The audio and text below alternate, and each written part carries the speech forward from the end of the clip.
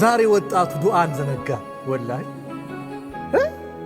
ትንሽማ ኪስ ከወፈረ የምን ዱዓ ያስፈልጋል ይላል። ሰገደ አሰላሙ አለይኩም ሩጫ ነው። አረ እኛማ በቃ ገንዘብ ካለ በምናምን መንገድ አለ ምናምን። ይሄ ሸይጣን መንገድ ነው። ገንዘቡን የለገሰው ማን ነው? የሚወስደውስ ማን ነው? አላህ ነው። ቃሩንን አታው? ቃሩን አላህ ሰጠው። ሀብቱ እኮ ልዩ ነበር። በፊራውን ዘመን የነበረው ቃሩን።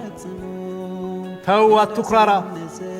በዚህ በሰጠህ አኼራን ፈልግበት፣ ሰደቃ አውጣበት ሲባል አረ እኔ እኮ በእውቀት የተሰጠሁት ነው፣ ለፍቼ ደክሜ ያመጣሁት ነው ይላል። አንዳንድ ሰው ሱብሃንአላህ ምንም ያልነበረው ሰው አላህ ክፍትፍት ሲያደርግለት ትላንት ማንነቱን ይረሳል። አላህ እንደለገሰው ይረሳል። ከዛ ምን ይላል? እኛ እኮ በእውቀታችን ደክሜ ላቤን ጠብ አድርጌ